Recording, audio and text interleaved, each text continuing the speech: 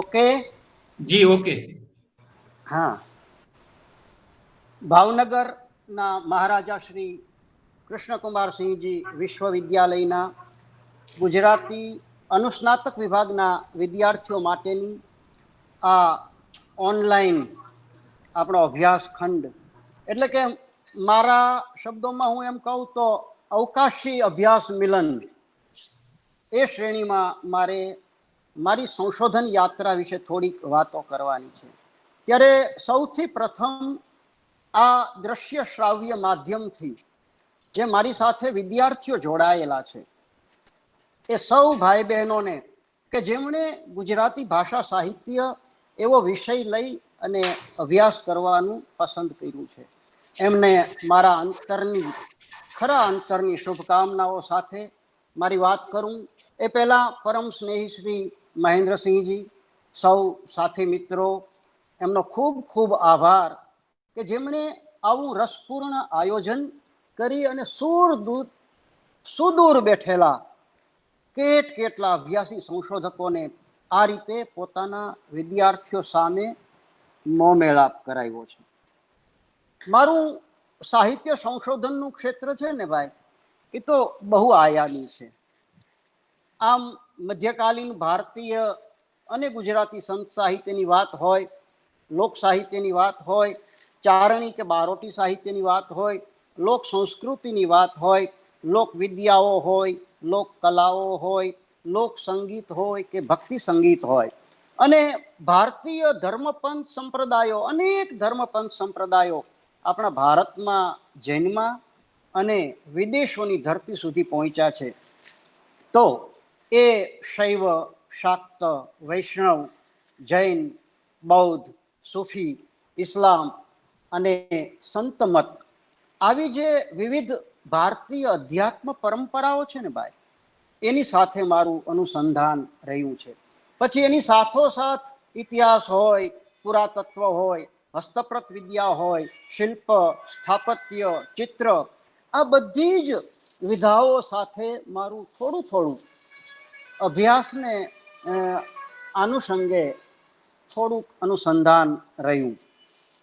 આમ અનેકવિધ વિષયો સાથે મારી શોધ યાત્રા આગળ વધી. પણ મારો ખાસ રસ શેમાં? કંઠસ્થ પરંપરામાં જળવાયેલી આપણી પ્રાચીન પરંપરિત એવી તળપદી ભજનવાણી અને ભક્તિ સંગીત. એની સાથોસાથ મેં અનેક મુસાફરીઓ, ક્ષેત્ર કાર્યો કર્યા, હસ્તપ્રત ભંડારોની મુલાકાત લીધી. અમારી 45 વર્ષની શોધ યાત્રા અને એનો નાનકડો આલેખ તમારી સામે રજૂ કરું. એમાં વારંવાર મેં કર્યું, હું અહીંયા ગયો, મને આવો અનુભવ થયો, આમ કેપિટલ આઈના શબ્દો આવવાના. અને ત્યારે મને સતત આપણા આદ્ય કવિ ગણાતા નરસિંહ મહેતાની આ પંક્તિઓ યાદ આવતી રહે કે હું કરું એ જય જ્ઞાનતા શકટનો વાર જ્યું શ્વાન તાણે અસૃષ્ટિ મંદાણ છે. સર્વયેણી પેરે જોગી જોગેશ્વરા કોક જાણે અજરો તો લતા પત્ર ફળ ફૂલયા યથા પરમાનવી મૂર્ખમન વ્યર્થ સોચે આજે હના ભાગ્યમાં જે સમે જે લખ્યું તે હને તે સમે તેજ પહોંચે. પરમાત્મા સૌને નિમિત્ત બનાવે છે, માધ્યમ બનાવે છે. મારા હાથે 25 પુસ્તકો લખાયા અને આજની ક્ષણ સુધી, અત્યારની ક્ષણ સુધી કંઈક ને કંઈક લેખન, વાંચન, સંશોધન એ કાર્ય થતું રહે છે. મેં આપણા ગુજરાતી ભાષા સાહિત્યના સર્જન, સંશોધન, વિવેચન, અધ્યયન અને અધ્યાપનની 4 પેઢી જોઈ છે ભાઈ. એક તો મારા ગુરુજનો જોયા છે, પ્રકાંડ વિદ્વાનો, અને પ્રકાંડ વિદ્વાનો હોવા છતાં પોતાના વિદ્યાર્થીઓ પ્રત્યે એટલી પ્રેમાળ પિતૃવત લાગણી ધરાવતા એવા સ્વજનો. બીજી પેઢી મેં જોઈ મારા સમકાલીન, મારા સહપાઠી અભ્યાસીઓને. એ પણ પોતપોતાની રીતે પોતાના ક્ષેત્રમાં સર્વાંગી રીતે અભ્યાસ, સંશોધન, વિવેચન, અધ્યાપન, અધ્યયન આ કરતા રહ્યા. અને ત્રીજી પેઢી મારા વિદ્યાર્થીઓની, કે જે આજે વિશ્વવિદ્યાલયોમાં અને મહાવિદ્યાલયોમાં ગુજરાતી ભાષા સાહિત્યનો અભ્યાસ કરાવે છે. પીએચડીના પણ એ માર્ગદર્શક કે પરીક્ષક બની શક્યા છે. અને એમના વિદ્યાર્થીઓની જે ચોથી પેઢી છે એ પણ વારંવાર મારા સંપર્કમાં આવતી રહી છે. ઘણીવાર એમફિલ કરતા હોય, પીએચડી કરતા હોય અને કોઈ વિષય ઉપર સંશોધન કરતા હોય, ખાસ કરીને ઇન્ડોલોજીમાં, એટલે કે ભારતીય વિદ્યાઓમાં, ભારતીય સંત સાહિત્ય, ભારતીય લોક સાહિત્ય, ચારણી સાહિત્ય, બારોટી સાહિત્ય, કે પછી આપણું મધ્યકાલીન અને પ્રાચીન અને મધ્યકાલીન ગુજરાતી સાહિત્ય, એના ઉપર કામ કરતા હોય એવી ચોથી પેઢી પણ મારી સામે ક્યારેક આ ગ્રંથાલયમાં આવતી રહી છે અને એનો પરિચય મળતો રહ્યો છે. પણ એક વસ્તુ મને સૌ વિદ્યાર્થીઓ સામે બેઠા છે એટલે કહેવાની ઈચ્છા થાય કે ધીરે ધીરે પેઢી દર પેઢી મને વિદ્યા વ્યાસંગ ઓછો થતો હોય એવું લાગ્યું છે. ધીરે ધીરે આપણા અત્યારના જે શિક્ષણ છે ને એની જેમ જ આપણા સંશોધનો પણ સર્વાંગી થવાને બદલે એકાંગી થતા હોય એવું મને લાગ્યું છે. ત્યારે આવા કપરા સમયમાં તમે સૌ એકાગ્ર થઈ અને અમારી પેઢીના સંશોધકોની આપવીતી સાંભળવા માટે તત્પરતા દાખવો, એ જ મારે મન સૌથી મોટો ચમત્કાર છે. ગઈકાલે જ હું આપણા જૂના વ્યાખ્યાનો સાંભળતો હતો. ભાઈ રમણભાઈ સોની, શરીફાબેન, એ બધા બાપુ મેં બધા સાંભળ્યા ધીરે ધીરે કરીને, અને પછી અંબાદાનજીને પણ સાંભળ્યા. તો આ એક એવી પેઢી હતી કે જેમણે અનેક વિધાઓમાં કામ કર્યું છે. મારું ક્ષેત્ર પ્રમાણમાં મર્યાદિત, પણ આમ 45 વર્ષનો મારો શોધ પ્રવાસ, જીવન પ્રવાસ. હવે મારી વાત માંડું, ખરેખર તો મારી સાહિત્યની યાત્રા 1977થી 76-77થી શરૂ થઈ. સૌરાષ્ટ્ર યુનિવર્સિટીમાં ગુજરાતી ભવનમાં હું ભાષા સાહિત્ય ભવનની અંદર ભાષા સાહિત્ય અને લોક સાહિત્ય, લોક સંસ્કૃતિ વિષય સાથે અનુસ્નાતક પદવી માટે જોડાયો. અને ત્યારથી કંઈક સાહિત્ય સાથેનું અનુસંધાન, પણ એ પહેલાં બાળપણથી જ એક સાહિત્ય, સંગીત અને કલાઓના મર્મી એવા આજીવન શિક્ષક અને સાહિત્યકાર એવા પિતાને ત્યાં મારો જન્મ થયો. એટલે શબ્દ અને સૂર સાથેનો નાતો તો કદાચ ઘોડિયામાંથી જ મારો બંધાયો. એ સમયે મારા ઘરમાં 3-4 હજાર પુસ્તકોનું ગ્રંથાલય હતું અને મારા પિતાજીને લોક સાહિત્ય અને સંત સાહિત્ય વિષય ઉપર ખાસ અભિરુચિ. બાલ્યાવસ્થાથી જ ગોંડલના મરમી કવિ શ્રી મકરંદભાઈના જીગરજાન મિત્ર હોવાને કારણે મારે એવો સંસ્કાર વારસો મળ્યો કે અનેક વાર મકરંદભાઈ એમને ત્યાં આવેલા અનેક સાહિત્યકારોને ઘોઘાવદર લઈ આવે. અને આપ સૌ જાણો છો કે ઘોઘાવદર ગામ એટલે આપણા મધ્યકાલીન તેજસ્વી સંત કવિ દાસી જીવણનું જન્મ અને સમાધિ સ્થાન. એ દાસી જીવણના ભજનો આપણે સૌ સાંભળીએ છીએ. કદાચ કોઈ એવો સૂરજ નહીં ઉગ્યો હોય, હું ત્યાં સુધી કહું કે સવારથી ઉઠીને રાત સુધીમાં તમે રેડિયો ઉપરથી, દૂરદર્શન ઉપરથી, ટીવીની અનેક ચેનલ ઉપરથી ડાયરાઓ, કેસેટ્સ, સીડી, ડીવીડી અને કદાચ ટ્રક ચાલ્યો જતો હોય ને એમાં કેસેટ વાગતી હોય, એમાં દાસી જીવનનું ભજન સાંભળવા મળે ત્યાં સુધી. અને ગુજરાતનો કોઈ એવો ભજનીક આજ સુધીમાં મને એમ લાગે છે કે નહીં જન્મો હોય કે જેમણે દાસી જીવનનું એકાદ ભજન ન ગાયું હોય. તો એવા દાસી જીવનનું સમાધિ સ્થાન મારા ગામ ઘોઘાવદરમાં. એટલે મકરંદભાઈને ત્યાં મનુભાઈ ત્રિવેદી આવ્યા હોય, ગાફિલ સરોદ ગઝલકાર ગાફિલ અને ભજનકાર સરોદ એવા, એ તો ગોંડલના ન્યાયાધીશ હતા. પછી અમૃત ઘાયલ ગઝલકાર આપણા, એ મકરંદભાઈના ખાસ મિત્ર. દર શનિવારે રાત એ મકરંદભાઈને ત્યાં ગાળે. પ્રજારામ રાવળ આવે, કિશનસિંહ ચાવડા આવે, બાબુભાઈ વૈદ્ય તો મકરંદભાઈના બનેવી હતા, એ આવે, રામજીભાઈ વાણિયા આપણા આવતા હોય, અને ઉમાશંકર જોશી જેવા સાહિત્યકાર મિત્રો પણ મકરંદભાઈને ત્યાં આવે. એટલે મકરંદભાઈ એમને ઘોઘાવદર લઈ આવે, દાસી જીવનના સમાધિ સ્થાનકે આવે. ત્યાં મારા પિતાજી રામસાગર લઈને ભજનો ગાતા હોય દાસી જીવનના. અને નાનકડી ઉંમરે, હું 6-7 વર્ષની ઉંમરે પણ એમાં સૂર પુરાવતો હોઉં. એટલે આ સાહિત્યનું વાતાવરણ, ભક્તિ સંગીતનું વાતાવરણ મને બાલ્યાવસ્થાથી મળ્યું. મારી 5-6 વર્ષની ઉંમરથી જ મને વાંચનનો શોખ વળગેલો. સમજાય કે ન સમજાય, પણ અમારે ત્યાં જે સામયિકો આવતા, એ રમકડું હોય, બાલમિત્ર હોય, કુમાર હોય, ઉર્મી નવરચના હોય, આ બધા જ સામયિકો વાંચવા એ મને એવો અદ્ભુત શોખ લાગેલો. અને વળી દર રવિવારે તો મારા પિતાજીને ગોંડલ જવાનું, સાયકલ લઈને. અહીંથી 6 કિલોમીટર ગોંડલ થાય. દર રવિવાર આવે સવારના 6 વાગે, એટલે અમારી સાયકલ મકરંદભાઈને ત્યાં પહોંચી હોય. આગળની નાનકડી સીટમાં હું બેઠો હોઉં અને મકરંદભાઈને ઘેર આવતા તમામ સામયિકો ઉથલાવાનો રસ મને મળે. રમકડુંના અંકો તો 2-3 ધોરણમાં હું ભણતો હતો ને, ત્યારથી મકરંદભાઈના માતુશ્રી મારા માટે સાચવી રાખે. એમાં મકરંદભાઈના બાળ કાવ્યો પ્રકાશિત થતા. આમ ધીરે ધીરે ધીરે ધીરે સાહિત્યનો રસ વધતો ગયો.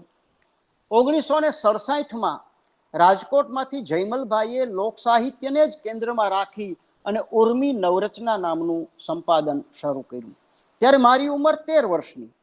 મકરંદભાઈને ત્યાં જઈ અને આ બાળ સામયિકો તો હું વાંચું, પણ સાથે સાથે ઉર્મી નવરચનામાં આવતી વાર્તાઓ, લોક વાર્તાઓ, લોક સાહિત્ય, લોકગીતો, દુહા, છંદ, કવિત અને મુલાકાતો, આ બધું વાંચવાનો મને ખૂબ રસ. એટલે મારા વાંચનમાં ઉર્મીએ પ્રાણ પૂર્યો. લોક સાહિત્ય કોને કહેવાય, લોક સાહિત્યનો શાસ્ત્રીય અભ્યાસ કેમ થાય, લોક સાહિત્ય, લોક સંસ્કૃતિ, લોક વિદ્યા, લોક વાંગ્મય, એના જુદા જુદા અંગો કયા, એની શાખાઓ, એના પ્રકારો, એના સ્વરૂપો, એની જાણકારી મને આમ બાલ્યાવસ્થાથી જ ઉર્મી નવરચના દ્વારા અને મકરંદભાઈના સહવાસથી મળતી રહી. જૂન 68માં મેં 7મું ધોરણ પાસ કર્યું ઘોઘાવદરમાં.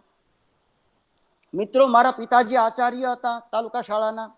અને આમ તો હું 1લા ધોરણમાં જ્યારે દાખલ થયો ત્યારે મને લખતા અને વાંચતા આવડતું હતું.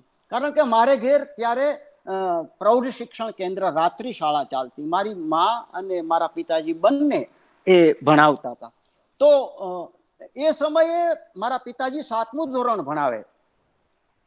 હું 1લા ધોરણમાં બેઠો જ નથી, 7મા ધોરણમાં મારા પિતાજીની સામે બેસું અને 7મા ધોરણના વિદ્યાર્થીઓની સાથે હું અભ્યાસ કરું. આવું બનેલું. અને એને શ્રુતલેખન લખાવતો હોઉં, આવું પણ બને. તો 7 ધોરણ પાસ કર્યા. 8મામાં આવ્યો, ગોંડલ જવું પડે, સાયકલ આવડે નહીં. ત્યારે પિતાજી નિવૃત્ત થયા. અને પિતાજી નિવૃત્ત થયા એટલે દરરોજ સાયકલ લઈ અને મને મૂકવા આવે. સંગ્રામજી હાઈસ્કૂલમાં મારો અભ્યાસ શરૂ થયો. એમની સામે જ કોલેજ ચોકમાં જ મકરંદભાઈનું ઘર, નગરપાલિકાની સામે. અને મકરંદભાઈને ત્યાં પિતાજી બેસે અને હું સંગ્રામજી હાઈસ્કૂલમાં અભ્યાસ માટે જાઉં. આમ સતત કાયમ પિતાજી આવે અને મુસાફરી કરે 7 કિલોમીટરની. એટલે મકરંદભાઈ ક્યારેક ક્યારેક મહેમાનો આવવાના હોય ને ત્યારે એમ કે નીરુ 2 દિવસ રોકાઈ જા, મહેમાન આવવાના છે, મને કામ લાગીશ. અને હું ત્યાં ગોંડલ રોકાઈ જાઉં. ત્યારથી મકરંદભાઈને ત્યાં જ રહેવાનું છૂટક છૂટક શરૂ થયું. સાહિત્યકાર વડીલો આવ્યા હોય, મિત્રો આવ્યા હોય અને એની સરભરાનું કામ મારે કરવાનું. આમ મકરંદભાઈ ને ત્યાં મારી બાલ્યાવસ્થા એટલે ઓલ્ડ એસએસસી થયો ત્યાં સુધી મેટ્રિક પાસ થયો અને મહારાજા ભગવતસિંહજી આર્ટ્સ કોલેજમાં હું દાખલ થયો.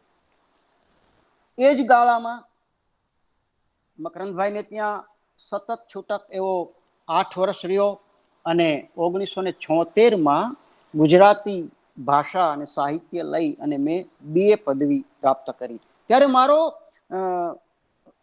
સાથેનો જે વિષય હતો એ મનોવિજ્ઞાન હતું. એટલે સાયકોલોજી અને ગુજરાતી એ 2 વિષયો લઈ અને હું BA થયો. તરત જ અનુસ્નાતક થવું એવો મકરંદભાઈનો આદેશ. એટલે MA અભ્યાસ માટે સૌરાષ્ટ્ર યુનિવર્સિટી રાજકોટ એના ગુજરાતી ભાષા સાહિત્ય ભવનમાં મારે અભ્યાસ માટે જોડાવાનું થયું. એ જ ગાળામાં કેવી કેવી ઘટનાઓ બને છે મિત્રો.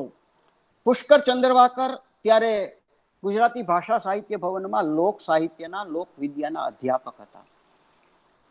મારે દાખલ થવાનું થયું એ જ વર્ષે ભવનના અધ્યક્ષ ડૉક્ટર ઈશ્વરભાઈ દવે સાથેના મતભેદો અને એને કારણે એમણે રાજીનામું આપ્યું અને યુનિવર્સિટી છોડી દીધી. હવે આ વખતે અનુસ્નાતક એટલે પાર્ટ 1 અને પાર્ટ 2 એ રીતે 2 વર્ષોમાં ચાલતું. બંને પાર્ટ સાથે જ બેસે. 1 વર્ષ પાર્ટ 1નો અભ્યાસક્રમ હોય, બીજા વર્ષે પાર્ટ 2નો અભ્યાસક્રમ હોય.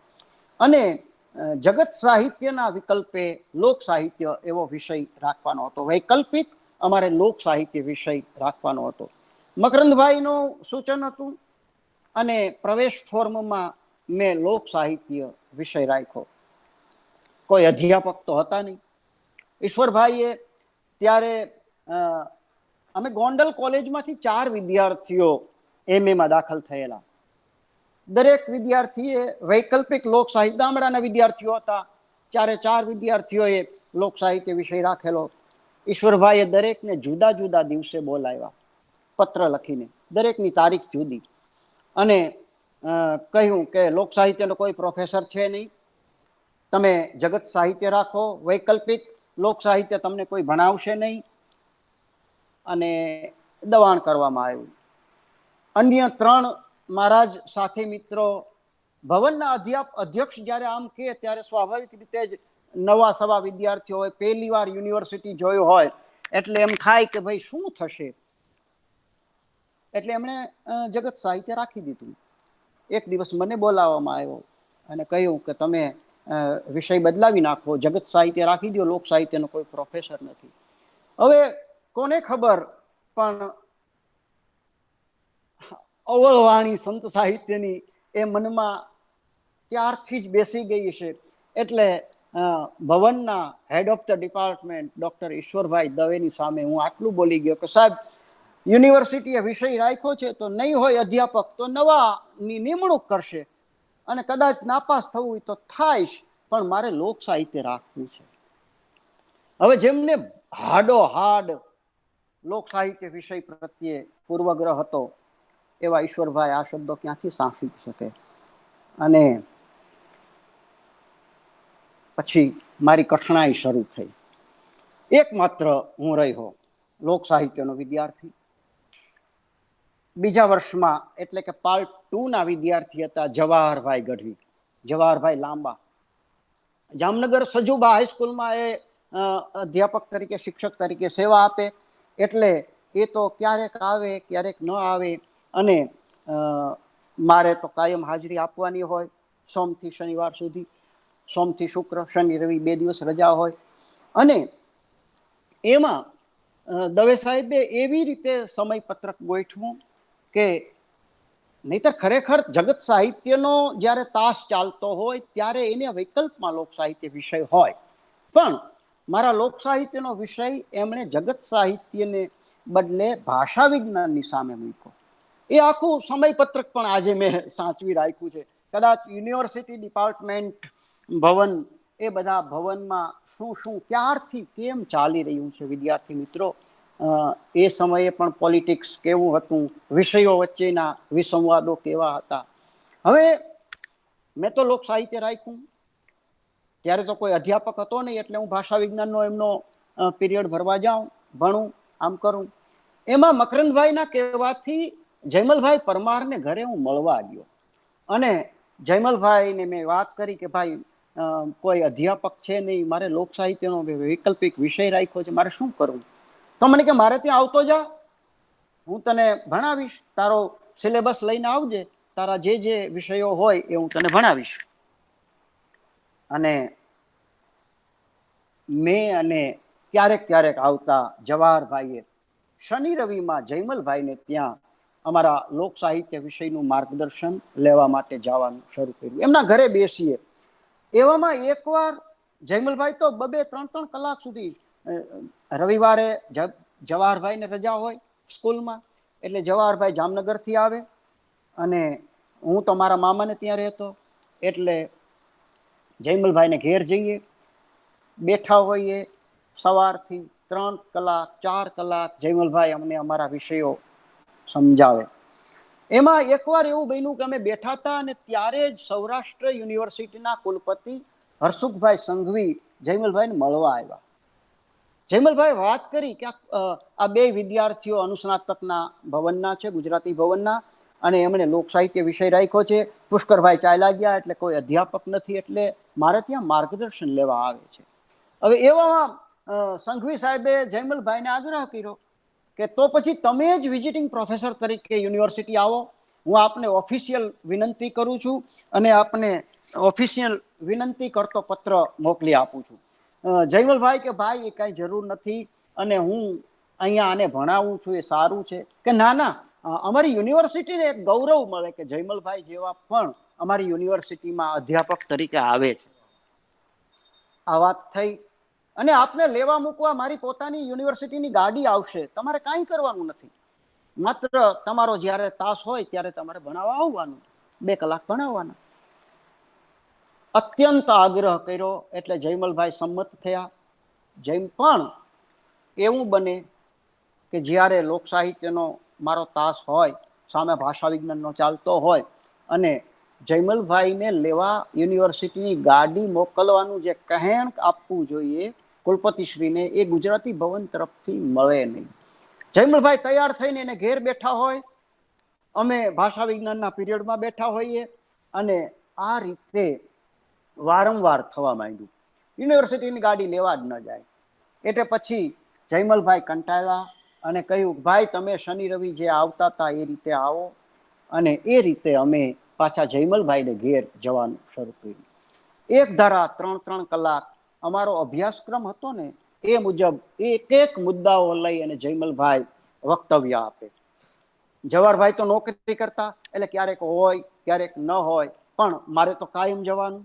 એ વખતે ખાસ મારા એકલા માટે થઈને જયમલભાઈએ પોતે ફોકલોરના, પછી એ ડૉક્ટર સત્યેન્દ્રનું લોક સાહિત્ય વિજ્ઞાન હોય, લોક સાહિત્ય કી ભૂમિકા હોય, આ બધા જ પુસ્તકો, અંગ્રેજી, હિન્દી, એવા પુસ્તકો વસાવ્યા. જયમલભાઈએ પોતે એનો અભ્યાસ કર્યો, અને ઉચ્ચ શૈક્ષણિક દ્રષ્ટિથી લોક સાહિત્ય વિષયનો નવેસરથી અભ્યાસ જયમલભાઈએ પોતે કર્યો. દરરોજ એક મુદ્દો લેતા જાય, વ્યાખ્યાન આપે, અને રાત્રે એ જ મુદ્દા ઉપર પોતાનો અભ્યાસ લેખ લખે. ઉર્મી નવરચનામાં એ દર મહિને છપાય. આમ મારે માટે લોક સાહિત્ય વિમર્શ અને લોક સાહિત્ય અને સંસ્કૃતિ, આવા જયમલભાઈના 2 પુસ્તકો તૈયાર થયા. એમાં નિમિત્ત પરમાત્માએ મને બનાવેલો. બીજું વર્ષ આવ્યું. જયમલભાઈના પ્રયાસો હતા અને સંઘવી સાહેબના પણ પ્રયાસો, એટલે યુનિવર્સિટી ભવનમાં લોક સાહિત્યના અધ્યાપક તરીકે ડૉક્ટર નાગજીભાઈ ભટ્ટીની નિમણૂક થઈ. સુરેન્દ્રનગર કોલેજમાંથી તેઓ નિવૃત્ત થયેલા. એમણે કેકા શાસ્ત્રીના હાથ નીચે લોક સાહિત્ય ઉપર, લોકગીતો ઉપર પીએચડી કરેલું, પથિકના સહતંત્રી અને પાળિયા ઉપરનું અદ્ભુત કામ. ડૉક્ટર નાગજીભાઈ ભટ્ટી એટલે પુરાતત્વ, ઇતિહાસ, સંશોધન એના પ્રકાંડ વિદ્વાન. તો એમને 2 વર્ષ એક્સટેન્શન આપવામાં આવ્યું અને યુનિવર્સિટીએ ગુજરાતી ભવનમાં એમને લોક સાહિત્યના અધ્યાપક તરીકે નિમણૂક આપી. આ રીતે લોક સાહિત્યના વિષયમાં મને બીજા વર્ષથી તો 2 અધ્યાપકો મળ્યા. એક તો જયમલભાઈને ત્યાં પણ જવાનું અને યુનિવર્સિટી ભવનમાં ડૉક્ટર નાગજીભાઈ ભટ્ટી મને ભણાવે. આમ લોક સાહિત્ય, લોક સંસ્કૃતિ, લોક વિદ્યાઓ, લોક સંગીત અને લોક સાહિત્ય એના બીજા તમામ અંગો કે લોકગીત હોય, લોકવાર્તા હોય, લોકનાટ્ય હોય, ભવાઈ હોય, કહેવત, ઉખાણા, પ્રકીર્ણા, આવા જે જુદા જુદા લોક સાહિત્યના અંગો છે, લોક વિદ્યાના અંગો છે, એનો અભ્યાસ અમે શરૂ કર્યો. એમાં 1977માં મેં કહ્યું ને કે મારી સંશોધન યાત્રા જ્યારે, જેને ફિલ્ડ વર્ક કહેવાય, આમ ક્ષેત્ર ટેબલ વર્ક તો હું કરતો, પણ ક્ષેત્ર કાર્ય એ અમારું શરૂ થયું ભટ્ટી સાહેબની સાથે. જવાહરભાઈ ગઢવીને લઈ અને મેં લોકનાટ્ય ભવાઈના સંશોધન માટે વિસાવદર પાસેનું જેતલવડ ગામ છે, જ્યાં બારવટીયો રામવાળો થયો, રામવાળોનો ધડો છે, અને એ ગામે મોરબી સરોવરની જે ઇન્ટરનેશનલ ખ્યાતિ ધરાવતી જે ભવાઈ મંડળી છે, એ ભવાઈ મંડળીના કલાકારોનું ના ભવાઈ વેશ, અને એ ભવાઈ વેશ જોવા માટે ગુરુજી એક મિનિટ, ગુરુજી એક મિનિટ. Okay okay. બગડા સાહેબ, તમે છે ને, તમે સ્ક્રીન પ્રેઝન્ટ કરી છે, તમે એ બંધ કરો, સ્ટોપ પ્રેઝન્ટિંગ કરો, તો તમે લેફ્ટ થઈ જાઓ ને પાછા આવો. તમે ભૂલમાં બીજી વસ્તુ દાબી છે, બગડા સાહેબ. ઓકે, હાજી હાજી. તો અમે વિસાવદર પાસે જેતલવડ ગયા. ભટ્ટી સાહેબ અમારી સાથે, જવાહરભાઈ ગઢવી મારી સાથે, અને ભવાઈ મંડળીના કલાકારો સાથે અમે 5 દિવસ રહ્યા. ભવાઈના જુદા જુદા વેશ જોયા, એના કથાનક, એમાં વિવિધ રસ, નૃત્ય, સંગીત, એના તાલ, રાગ, ઢાલ, ઢંગ, એની રજૂઆત, આ બધા વિશે અમે ક્ષેત્ર કાર્ય કરી અને નોંધ કરેલી. આમ મારી સાહિત્ય સંશોધનની જ્યારે ફિલ્ડવર્કની યાત્રા, એના શ્રી ગણેશ આ રીતે ભવાઈથી બંધાયા લોક સાહિત્ય ક્ષેત્રમાં. MA થઈ ગયો. કેટલા માર્ક મળ્યા એ કંઈ કહેવાની જરૂર નથી. PhD કરવું એવું મનમાં નક્કી કરેલું, પણ ડૉક્ટર નાગજીભાઈ ભટ્ટીને સૌરાષ્ટ્ર યુનિવર્સિટીમાં PhDના માર્ગદર્શક તરીકેની જે એમણે આવેદનપત્ર આપેલું, એ 6 મહિના સુધી એ ફાઇલ આખી ખોવાઈ ગઈ. એવી ઘટનાઓ બને ભાઈ કે એક સાથે 5 અધ્યાપકોએ પોતાના PhD માર્ગદર્શક થવા માટેના આવેદનપત્રો ભરેલા, અને એમાંથી 4ને PhDના માર્ગદર્શક તરીકેની માન્યતા મળી ગઈ યુનિવર્સિટી તરફથી. અને જ્યારે મહેકમ ત્યાં વિભાગમાં તપાસ કરવા ગયા, ભટ્ટી સાહેબ કે ભાઈ આ ઓર્ડર આવી ગયા 4ને, અને મને કેમ PhDના માર્ગદર્શક તરીકે માન્યતા ન મળી? તો કે સાહેબ તમારી ફાઇલ તો આવી જ નથી, અહીંયા તમે એપ્લાય થયા જ નથી. શોધ કરી, મળી ફાઇલ ટેબલના ખાનામાંથી, ફરી મોકલી, અને ચમત્કાર કહી શકીએ એ રીતે કે ડૉક્ટર ભટ્ટી સાહેબને નિવૃત્ત થવાને 8 દિવસ હતા ત્યારે એમને માન્યતા મળી PhDના માર્ગદર્શક તરીકે. એ પહેલા મને 2 દિવસ પહેલા જ ભટ્ટી સાહેબે પત્ર લખેલો, આજે પણ મારી પાસે સચવાયો છે. પ્રિય નિરંજન, મારી જીવનમાં હું PhDનો માર્ગદર્શક ન બની શક્યો, અને તારા જીવનમાં હવે તું ક્યારેય PhD થઈ શકે એમ નથી. આ ડૉક્ટર ભટ્ટી સાહેબના શબ્દો. તાર આવ્યો બીજે દિવસે, એમને માન્યતા મળી. બીજે દિવસે ભુજની લાલન કોલેજના અનંતભાઈ વ્યાસ અને અત્યારે ડૉક્ટર કહેવાય નિરંજન રાજ્યગુરુને ભટ્ટી સાહેબે 2 તાર કર્યા, તાત્કાલિક આવી જાઓ અને કાલે આપણું રજીસ્ટ્રેશન કરવાનું છે. એમાં પણ રજીસ્ટ્રેશન ફોર્મ લઈને અમે જ્યારે ગયા ત્યારે અમને કહેવામાં આવ્યું, ભટ્ટી સાહેબ તો નિવૃત્ત થઈ જાય છે, પછી કોણ તમને માર્ગદર્શન આપશે? નિવૃત્ત માર્ગ ગાઈડ પછી તમને કઈ રીતે મળશે? અહીં ભવનમાં તો આવવાના નથી. ભટ્ટી સાહેબ કે ભાઈ હું મારે ઘેર બેસીને એને માર્ગદર્શન આપીશ, પણ મને આ છેલ્લું એક છોગું તો મળવા દો. અને કુદરતની કૃપાથી એ માર્ગદર્શક થયા. એને ત્રીજે દિવસે 2 વિદ્યાર્થીઓ અમે જોડાયા. મારા મનમાં વિષય તો નક્કી હતો જ મકરંદભાઈ અને જયમલભાઈને કારણે કે જે ભૂમિમાં મારું બાળપણ વીત્યું છે, જે ભૂમિમાં આવા મધ્યકાલીન સંત નથી. અવાજ સંભળાતો? બગડાભાઈને અવાજ નથી સંભળાતો મારો. અમને સંભળાય છે, એમને ઓકે, પ્રોબ્લેમ ચાલુ છે, અવાજ ચાલુ છે બાબુ. અવાજ ચાલુ છે. બગડાભાઈ તમારું કંઈક છે પ્રોબ્લેમ? કાંઈ વાંધો નહીં, કાંઈ વાંધો. તો એટલે દાસી જીવન કે જેના ભજનો હું બાળપણથી ગાતો આવ્યો છું, દાસી જીવનને આજે ગુજરાતી સાહિત્યના ઇતિહાસમાં માત્ર એક નાનકડી 4 લીટીની નોંધ સિવાય કોઈ ઓળખતું નથી. એ પુરુષ હતા કે સ્ત્રી હતા એ કોઈને ખબર નથી. માત્ર ઝવેરચંદ મેઘાણીના 16ઠી સંતવાણીમાં થોડોક પરિચય દાસી જીવનનો મળ્યો, અને એ રીતે ગુજરાતી સાહિત્ય ક્ષેત્રમાં એક સંત કવિના પ્રદાન વિશે નોંધ લેવામાં આવી. તો મને એમ થયું કે દાસી જીવનના જીવન અને કવન વિશે જો હું કામ કરું તો જે ભજનો આજ સુધી મેં ગાયા છે, જે ભજનો સાંભળ્યા છે, એનું વિશ્લેષણ કરી શકું, એના હાર્દમાં ઊંડા ઉતરવાની મને તક મળે અને હું ભજનવાણીને સારી રીતે સમજી શકું. મારું એક માતૃભૂમિ પ્રત્યેનું પણ એક નાનકડું તર્પણ કહી શકાય એવું આ કામ હું કરી શકું. અને એટલે મેં વિષય રાખ્યો દાસી જીવન, જીવન અને કવન. અને અનંતભાઈએ વિષય રાખ્યો પવાડા સાહિત્ય, જે મધ્યકાલીન આપણા ગુજરાતી સાહિત્યનું એક સ્વરૂપ છે, પ્રકાર છે, અને એના ઉપર એમણે કામ કર્યું. દાસી જીવનમાં વિશે માનસિક ભૂમિકા બંધાયેલી હતી. એમાં મકરંદભાઈ અને જયમલભાઈ જેવા ભજન સાહિત્યના મરમીના આશીર્વાદ મળ્યા. અને આ રીતે મારા સંશોધન અધ્યયનના શ્રી ગણેશ મંડાયા દાસી જીવન, જીવન અને કવન વિષયથી. પીએચડીનું રજિસ્ટ્રેશન જે દિવસે મેં કરાવ્યું ત્યારે મારા પિતાજી તો નિવૃત્ત હતા. માત્ર 67 રૂપિયા પેન્શન મળે માસિક. 4 વ્યક્તિઓનો પરિવાર, અમે 3 ભાઈ બહેનો અને માતા પિતા 5 વ્યક્તિઓ, બધા અભ્યાસ કરે.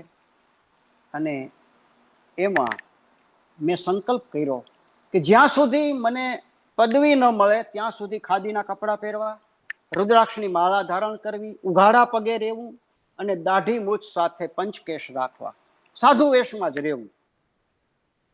હવે આમાં તો ઘણી રમૂજી ઘટનાઓ ભાઈ બને. હું તમને કહું કે હું મુંબઈ, પૂના સુધીના અમદાવાદ, વડોદરા, સુરત આ હસ્તપ્રત ભંડારોમાં, ત્યાંના ગ્રંથાલયોમાં જવાનું થાય. હવે ગ્રંથાલયના દરવાજે પહોંચું ને ત્યારે ઉઘાડા પગ હોય, લાંબી દાઢી, મોટા રુદ્રાક્ષના મણકાની માળા, ઉઘાડા પગ, આ બધું જોઈ અને ઓલો ચોકીદાર એમ કે મહારાજ શું આવ્યા છો? આ તો આ શિક્ષણની સંસ્થા છે, અહીં કાંઈ તમને દાન નહીં મળે, અહીં કોઈ દક્ષિણા નહીં મળે, હાલતા થાવ. અને હું હસતો હસતો મારા બગલ થેલામાંથી ગ્રંથપાલે જે મને પત્ર આપ્યો હોય કે આ તારીખ દરમિયાન તમે આવી શકો છો, મંજૂરી આપી હોય ગ્રંથાલયની, એને બતાવું. આમ ધીરે ધીરે ધીરે મારું કાર્ય હસ્તપ્રત ભંડારો સાથે ચાલુ થયું. વહેલા 6 મહિના તો હું મારી ગુજરાતી ભવનની અને સૌરાષ્ટ્ર યુનિવર્સિટીની લાઇબ્રેરીમાં જ બેઠો, ભટ્ટી સાહેબના કહેવાથી. એણે મને એટલું જ કીધું કે ગુજરાતી ભાષા સાહિત્યના તમામ વિષયોમાં જેટલા મહાનિબંધો આજ સુધીમાં તૈયાર થયા હોય એને તું વાંચી જા. એટલે મધ્યકાલીન સાહિત્યનું સંશોધન કેમ થાય, કેવું હોય, કેવી રીતે કરવું જોઈએ, એની સંશોધન પ્રવિધિ શું હોય અને રજૂઆત કેવી રીતે કરવી, કામ કેમ શરૂ કરવું, ત્યારે અત્યારે આપણને રિસર્ચ મેથડ ને આ તેને એમફિલમાં તમારા વિષયો અને પુસ્તકો મળે છે. અમે ભણતા ત્યારે કાંઈ નહોતું ભાઈ, અમારે જાતે જ બધું તૈયાર કરવાનું હતું. એટલે સંશોધન કરવું તો કેમ કરવું, ક્યાંથી શરૂ કરવું?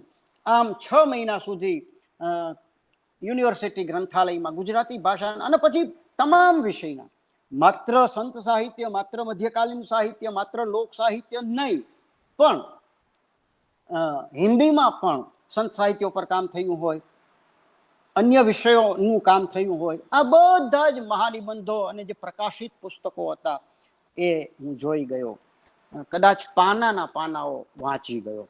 અને એવી રીતે 2 ધારામાં મારું કામ શરૂ થયું. 6 મહિના પૂરા થયા, મેં વાંચી લીધું, કેવી રીતે કરવું એનો ખ્યાલ આવ્યો મને, અને પછી તરત જ મારી શોધયાત્રા 2 પ્રવાહમાં વહેતી થઈ. એક તો ગુજરાતભરના હસ્તપ્રત ભંડારોમાં જ્યાં જ્યાં પદ ભજન સંચયો હતા હસ્તપ્રતોમાં, અને ત્યાં દાસી જીવનના ભજનો હતા, એ દાસી જીવનના ભજનો મારે હસ્તપ્રતોમાંથી પ્રાપ્ત કરવાના હતા, મેળવવાના હતા. એ એક લિખિત પરંપરા મારે શોધવાની હતી. અને બીજી એક પરંપરા, કંઠસ્થ પરંપરા, ગામડે ગામડે 60 વર્ષથી ઉપરના ભજનીકો જે ભજન ગાતા હોય એમાં દાસી જીવનના ભજનો કોણ ગાય છે, કેવી રીતે ગવાય છે, એના પાઠ શું છે. આમ બંને માર્ગે મારી શોધ યાત્રા, મારું ફિલ્ડ વર્ક શરૂ થયું. હવે આ સંશોધન નિમિત્તે ભારતીય સંત સાહિત્ય શું છે, ભારતીય લોક સાહિત્ય શું છે, ચારણી સાહિત્ય, બારોટી સાહિત્ય શું છે, અને આપણું મધ્યકાલીન ગુજરાતી સાહિત્ય શું છે, એના રચયિતા સંત ભક્તો, એના વિશે મારે ઊંડાણથી વાંચવાનું, વિચારવાનું બન્યું. જુદી જુદી યુનિવર્સિટીઓમાં અને દેશના જુદા જુદા સમૃદ્ધ એવા ગ્રંથાલયોમાં મારે જવાનું થાય, અને ત્યાં જે વિદ્વાનો બેઠા હોય એનો નિકટનો સંપર્ક થયો. સૌથી મોટી વાત તો એનાથી મારું સંશોધક તરીકેનું વ્યક્તિત્વ ધીરે ધીરે ઘડાતું ગયું. 3 વર્ષ થયા અને 700 પાનાનો મહાનિબંધ તૈયાર થયો, પણ લખાઈ ગયો. ભટ્ટી સાહેબને ઘેર 15 દિવસ રોકાઉં સુરેન્દ્રનગર, અને એવી રીતે આખો મહાનિબંધ મેં તૈયાર કર્યો. 5 નકલમાં ટાઈપ કરાવવો પડે, એના માટે કાગળ લેવા પડે, એના માટે ટાઈપિસ્ટના મહેનતાણાની રકમ ભેગી કરવી પડે. MA અને PhDના જે શિક્ષણ ફી એ તો ભુવનેશ્વરી અને નડિયાદની ઈચ્છારામ ત્રિવેદી એવી કંઈક એક સ્કોલરશીપ હતી, એ મને મળેલી ગરીબ વિદ્યાર્થી તરીકે, એટલે ફીના તો સુવિધા થઈ. પહેલી ફી તો ડૉક્ટર નાથજીભાઈ ભટ્ટીએ જ ભરેલી. મારી PhDનું રજીસ્ટ્રેશન કરાવ્યું ત્યારે પહેલી ફી મારા ગુરુજીએ ભરેલી. અને આવી રીતે પછી મહાનિબંધ તૈયાર થયો, ટાઈપ કરાવવાનો, કાગળ લેવાના. એ વખતે પેલા બોન્ડ પેપર ઉપર જ ટાઈપ કરાવવો પડે, ટાઈપરાઇટર ઉપર. તો ઘરના તાંબા પિત્તળના જે વાસણ હતા એ કામ આવ્યા. અને યુનિવર્સિટીના જે ટાઈપિસ્ટો હતા, ગ્રંથાલય ભવનના ટાઈપિસ્ટ હતા, પુષ્પાબેન, ગોસ્વામીભાઈ, કેટલાએ મને મદદ કરેલી. એનું કામ, હું બાવા જેમ રખડતો, બધા મને જાણતા હતા કેવી રીતે હું ભણું છું. તો એમણે કહ્યું કે નિરંજનભાઈ, તમારો મહાનિબંધ અમે ટાઈપ કરી આપીએ છીએ, તમારે કાર્બન પેપર પણ અમને લઈ આપવાના નથી, અને તમારે અમારી કોઈ મહેનતાણાની રકમ ચૂકવવાની નથી. પરમાત્માની કૃપાથી પછીના સમયમાં એમની મહેનતાણાની રકમ પણ હું ચૂકવી શક્યો. પણ અને મહાનિબંધ તૈયાર થઈ ગયો, મેં યુનિવર્સિટીને સોંપ્યો, ભટ્ટી સાહેબને બોલાવ્યા, ભટ્ટી સાહેબની સહી થઈ, ભવનમાં રજૂ કર્યો. હવે રેફરી નક્કી કરવાનો સમય આવ્યો. ભટ્ટી સાહેબે આ ક્ષેત્રના વિદ્વાનોના નામ, 5 વિદ્વાનોના નામ આપેલા, પણ ભવને એવું નક્કી કર્યું કે ગુજરાતી ભાષા સાહિત્યમાં ગુજરાતભરમાં કડકમાં કડક પરીક્ષક કોણ છે એની શોધ કરો. અને આપણે સૌ જાણીએ છીએ મહેન્દ્રભાઈ કે જશવંત શેખડીવાળા સાહેબ, કે જે કાના માતરની ભૂલ પણ સ્વીકારે નહીં, અને કેટલાય મહાન નિબંધો એમણે પરત કરેલા, આટલો સુધારીને મોકલો તો જ હું પાસ કરીશ એમ કહીને. એવા જશવંત શેખડીવાળા સાહેબને મારા રેફરી તરીકે નીમવામાં આવ્યા. અને બીજા રેફરી હતા જયમલભાઈ. ગયો મહાનિબંધ, ઘણો સમય થયો, ખૂબ વાર લાગી. શેખડીવાળા સાહેબ એક એક શબ્દ ચકાસે અને પછી જ પોતાનો નિર્ણય આપે. કુદરતની મને મનમાં આમ થાય, શું થશે શું થશે, પણ ચમત્કારો જીવનમાં હર ક્ષણે બને છે એની પ્રતીતિ મને ક્ષણે ક્ષણે મારા શ્વાસે શ્વાસે થતી આવી છે. શેખડીવાળા સાહેબનો રિપોર્ટ આવ્યો, આજે એની નકલ મારી પાસે છે. આજ સુધીમાં મધ્યકાલીન સાહિત્યમાં, ગુજરાતી મધ્યકાલીન સાહિત્યમાં અને ખાસ કરીને સંત સાહિત્ય અને લોક સાહિત્યમાં અદ્વિતીય કહી શકાય એવો મહાનિબંધ નિરંજન રાજ્યગુરુ દ્વારા તૈયાર થયો છે. એને હું પદવી માટે પ્રમાણભૂત ગણું છું. એવો એમના આશીર્વાદ મળ્યા. જયમલભાઈના આશીર્વાદ તો હતા જ, અને એવી રીતે મને પદવી પ્રાપ્ત થઈ. અદ્ભુત વસ્તુ ત્યાં બની, મને જ્યારે પીએચડીની પદવી મળી, છાપામાં આવ્યું, અને રાજકોટમાં આનંદ સેવા સંઘ નામની એક સંસ્થા દલિત સમાજની, એમણે વાંચ્યું અને એમને એમ થયું કે આપણા એક દલિત સંત વિશે પહેલી વાર આ વ્યક્તિએ પીએચડી પદવી પ્રાપ્ત કરી છે, તો આપણે એનું સન્માન કરવું જોઈએ. એમનો પત્ર આવ્યો, મેં સ્વીકાર્યું, અને એ સમયના ધારાસભ્યોના તેમ ઘણી બધી મોટી આખી મેદની હતી. એમાં મને અને ડૉક્ટર નાથાલાલ ગોહિલ, એ પણ મારા પછી તરત જ પીએચડી થયા, એમને પણ પદવી. એમને સૌરાષ્ટ્રના હરિજન ભક્ત કવિઓ ઉપર કામ કર્યું અને મેં દાસી જીવન ઉપર કામ કર્યું. અમારા બંનેનું સન્માન કરવું એવું નક્કી કરવામાં આવ્યું. શાલ ઓઢાડવામાં આવી, અને અદ્ભુત વસ્તુ તો એ કે મને મારા સન્માનમાં ચપ્પલની જોડી ભેટ આપવામાં આવી. મેં એ સમયે જાહેરમાં એટલા બધા, આખો મોટો સમુદાય હતો દલિત સમાજનો રાજકોટમાં, શાંતાબેન ચાવડા, એ બધા ધારાસભ્યો જામનગરના કેટલા બધા હતા. એ સમયે મેં જાહેરમાં એમ કહ્યું કે જગતભરમાં આ પહેલો સન્માન સમારંભ એવો હશે કે જેનું સન્માન થાય છે એને જોડા આપવામાં આવ્યા હોય, પણ જીવનભર જેમણે ઉચ્ચ પ્રકારની કવિત્વ શક્તિ દાખવીને ચર્મ કાર્ય કર્યું છે, ચર્મ કાર્ય કરતા કરતા, ચામડા રંગતા રંગતા, ચામડા સીવતા સીવતા જેણે આ ભજનો રચ્યા છે, એવા સંત કવિ દાસી જીવનની પ્રસાદી તરીકે મને જ્યારે આ ચપ્પલ મળે છે ત્યારે એને હું માથે ચડાવું છું. અને આ રીતે મારું અભૂતપૂર્વ, કદાચ હવે એ થયું એના પહેલા પણ કોઈને સન્માનમાં ચપ્પલ નહીં મળ્યા હોય, અને મારા સન્માન પછી આજ સુધીમાં પણ કદાચ કોઈને સન્માનમાં ચપ્પલ મળ્યા હોય એવી ઘટના નહીં બની હોય. તો પીએચડી તો થઈ ગયો, પછીનો જીવન સંઘર્ષ શરૂ થયો. જ્યાં સુધી ડૉક્ટર દવે સાહેબ અધ્યક્ષ હતા ત્યાં સુધી તો મને કોઈ કોલેજમાં અધ્યાપક તરીકે નોકરી મળે એમ હતી જ નહીં.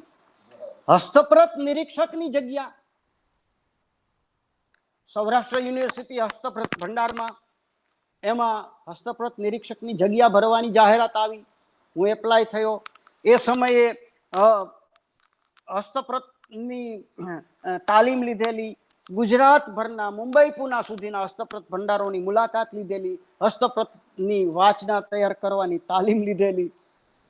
પણ અને એ સમયે મિત્રો ભાવનગરના અને અનેક મિત્રો, સિન્ડિકેટ સભ્યો, રામદાનજી ગઢવીથી માંડીને એ સમયે જે હતા એ બધાએ ભલામણ કરેલી છતાં જેને હસ્તપ્રતની લિપિ જોઈ નહોતી એવી વ્યક્તિને ચોરી જ કરી છે ભાઈ અત્યાર સુધી, એમને નિમણૂક કરવામાં આવી. અને પહેલા તો મારી અરજી જાય ત્યારે ઇન્ટરવ્યુ કોલ ન મળે એવા પણ પ્રયાસો કરવામાં આવ્યા. છેક 1984 સુધી આ રીતે 2-3 વર્ષ સુધી હું ભટકતો રહ્યો. એમાં 84 ત્યારે ભવનમાં અધ્યક્ષ તરીકે ડૉક્ટર તેરૈયા સાહેબ આવ્યા. કેશોદની અંદર આર્ટ્સ કોલેજમાં જગ્યા પડી અને 84માં મેં એપ્લિકેશન કરી કેશોદ કોલેજમાં અધ્યાપક તરીકે.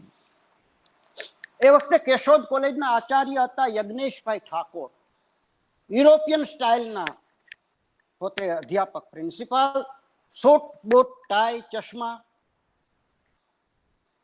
ઇન્ટરવ્યુ સમયે એમણે મને સાધુ બાવાના જેવો વેશમાં જોયો અને પ્રશ્ન કર્યો, ડોક્ટર રાજગુરુ, મારી કોલેજના વિદ્યાર્થીઓ સામે તમે આ રીતે આવશો? તમને કોઈ સાંભળશે નહીં. ત્યારે મારાથી જવાબ અપાઈ ગયેલો કે સર, વિદ્યાર્થીઓ મારા વેશને જોઈને નહીં પણ મારા ભણાવવાની રીતને જોઈને સાંભળશે, એની મને ખાતરી છે. અને પરમાત્માની કૃપાથી મારી પસંદગી થઈ. કેશોદ કોલેજમાં 1 વર્ષ માટેની જગ્યા પૂરવામાં આવેલી. પરીક્ષા પૂરી થઈ અને હું આપોઆપ છૂટો થયો. પછી મારે શું કરવું એટલે મારી સામે કોઈ વિકલ્પો નહોતા. સદવિચાર પરિવાર અમદાવાદની સંસ્થા, 84ની સાલમાં એ સમયે જ મોટું પૂર આવેલું ઓજત નદીમાં, કેટલાય ગામડાઓ તણાઈ ગયેલા. એટલે સદવિચાર પરિવાર સાથે હું વર્ષોથી જોડાયેલો. ત્યારે જુનાગઢની બલિયા ધર્મશાળામાં એનું કાર્યાલય, ગામડે ગામડે જવાનું, કોઈને નળિયા આપવાના, કોઈને અનાજ આપવાનું, કોઈને સિમેન્ટ આપવાનું, આવા સેવા કાર્યો. 4 ટ્રક, 2 જીપ અને એ બલિયા ધર્મશાળામાં આખા ગામના ગામ ઊભા કરવાના, એ કામ મેં સંભાળવાનું શરૂ કર્યું. એમાં ગુજરાતી ભાષા સાહિત્ય ભવનમાં અધ્યાપક ડોક્ટર બળવંત જાનીને યુનિવર્સિટી ગ્રાન્ટ કમિશન તરફથી મધ્યકાલીન ગુજરાતી સાહિત્યના સંશોધન માટેનો કેરિયર એવોર્ડ મળ્યો. હવે પોતે એ સમયે અર્વાચીન ગુજરાતી સાહિત્યના અભ્યાસી ખરા.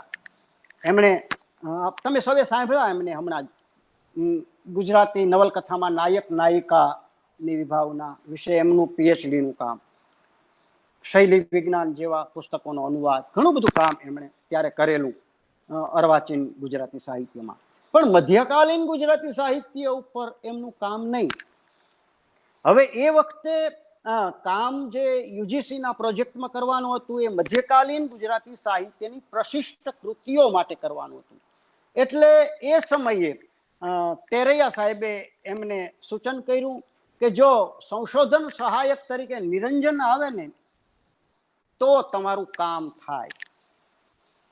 હવે હું તો ત્યાં હતો નહીં, એટલે એ સમયના એમએના વિદ્યાર્થી નલિન મુગટલાલ જોશી, આજે વાંકાનેર કોલેજમાં ગુજરાતીનો અધ્યાપક છે, મુગટલાલ જોશી આપણા ભજની, એનો દીકરો મુગલરાજભાઈનો નલિન એમએનો અભ્યાસ કરતો.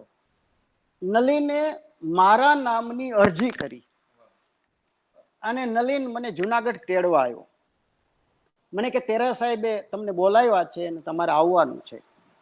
અને તેરા સાહેબ મળ્યા, એમનો સ્નેહભર્યો આદેશ થયો અને 1985 થી 88 સુધી ગુજરાતી ભવનમાં બળવંત જાનીના યુજીસી પ્રોજેક્ટમાં મધ્યકાલીન ગુજરાતી સાહિત્યના સંશોધન સહાયક તરીકે, જુનિયર રિસર્ચ ફેલો તરીકે, અને ત્યારે માસિક માત્ર 600 રૂપિયાની પગાર હતો. મહિને 600 રૂપિયા મળે, એમાં રજાના દિવસો કપાઈ જાય. તો લેક્ચરર થયા હોય તો મહિને 700 બેઝિક મળે. પણ આ 3 વર્ષ સુધી માત્ર ને માત્ર 600 રૂપિયા ફિક્સમાં મેં નોકરી કરી, એટલા માટે કે મધ્યકાલીન ગુજરાતી સાહિત્યના સંશોધનનું કામ કરવાનું હતું. મને એક જ લગન હતી સાહિત્ય સંશોધનની, અને એટલે સાહિત્ય પરિષદના ઉપર જે કાચનો એક રૂમ છે, અતિથિ ગૃહ, ગેસ્ટ હાઉસ સાહિત્ય પરિષદનું, અને એલડી ઇન્ડોલોજીમાં એક જૈન ઉપાશ્રય છે, એમાં 15-15, 20-20 દિવસ સુધી રહેવાનું થાય. ક્યારેક બળવંતભાઈ આવે અમારી સાથે રહે, પણ એકલા મારે બહુધા રહેવાનું હોય. હું અહીંથી ઘરેથી મગની પોટલી લઈ ગયો હું, ગીઝરના પાણીમાં મગ બાથા હોય અને એક કેચઅપની બોટલ હોય, ઉઘાડા પગે ત્યારે ચાલતો. એટલે યુનિવર્સિટી ત્યાં સાહિત્ય પરિષદના ગ્રંથાલયની ઉપર પરિષદ ભવનની ઉપરના જે ગેસ્ટ હાઉસમાં રહેવાનું હોય, એકલો રહું. મગ બાફેલા હોય પલાળેલા ગીઝરના પાણીમાં, અને સાથે કેચઅપની બોટલ હોય. 600 રૂપિયા પગાર, એટલે કેવી રીતે જીવવું એ પણ પ્રશ્ન હતો. તો ત્યાંથી પરિષદમાંથી સવારમાં નાસ્તો કરીને નીકળું, બપોર સુધી પરિષદ ગ્રંથાલયમાં કામ કરું, સાહિત્ય કોષમાં કામ કરું, અને પછી 11, 11:30 વાગે હું ત્યાંથી ચાલીને ગુજરાત વિદ્યાપીઠના કોપીરાઇટ વિભાગમાં જાઉં. આશ્રમ રોડ ઉપર એપ્રિલ, મે, જૂનમાં હું ચાલ્યો જતો હું. મારી સાથે ગારિયાધારથી હિરેનભાઈ જોશી, કથાકાર, આપણા સાહિત્યકાર, એ પણ આવ્યા છે, બેઠા છે, મિત્રો સાથે સાંભળે છે. તો હિરેનભાઈ, આશ્રમ રોડના ત્યારે વચ્ચે પેલી નહોતી રેલિંગ, બંને બાજુ દુકાનો. ઉઘાડા પગે હું ચાલીને બપોરના 12:30, 1 વાગે વિદ્યાપીઠ જવા નીકળું. એ ડામર રોડમાં પગલાની છાપ પડતી જતી હોય, અને કોઈ બે તરફના દુકાનદારો મને જોતા હોય, આ કોક ગાંડો નીકળો છે ઉઘાડા પગે. અને એવી રીતે હું ત્યાં વિદ્યાપીઠમાં જાઉં, LD ઇન્ડોલોજીમાં હસ્તપ્રત ભંડારમાં જાઉં, હસ્તપ્રતોની સૂચિ કરવાની, હસ્તપ્રતોમાંથી આ રચનાઓ લેવાની, ઝેરોક્સ કરવાની, આ તે એ બધી કામગીરી.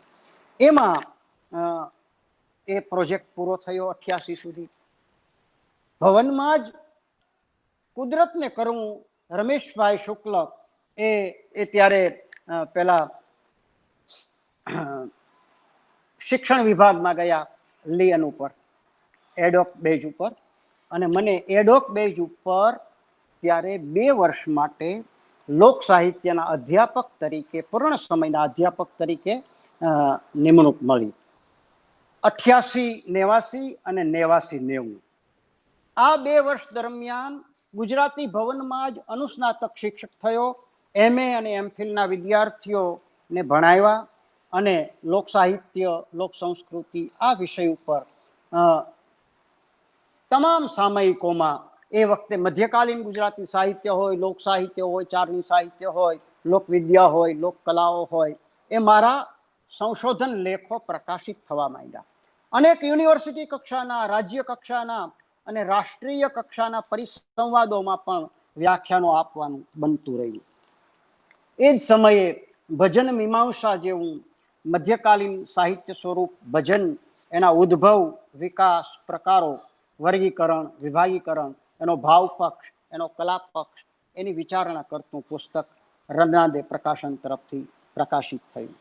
ગુજરાતી સાહિત્ય પરિષદમાં એ સમયે ગુજરાતી સાહિત્ય કોષનું કામ ચાલે. જયમલભાઈને જયંત કોઠારીએ મધ્યકાલીન ભજનિક સંત કવિઓની એક યાદી આપી કે આના વિશે, આના જીવન વિશે કાંઈ મળતું નથી, કોઈ જગ્યાએ કશી જ માહિતી મળતી નથી. માત્ર ભજન સંપાદનોમાં, ભજન સંગ્રહોમાં જ આ સંત કવિઓના નામ મળે છે. તો એ ક્યાં થયા, કોણ થયા, ગુરુ પરંપરા શું, શિષ્ય પરંપરા શું, એની માહિતી જયમલભાઈ તમે મોકલો. અને જયમલભાઈએ મને બોલાવ્યો. જયમલભાઈ કે નિરંજન, આ કામ કરવાનું છે.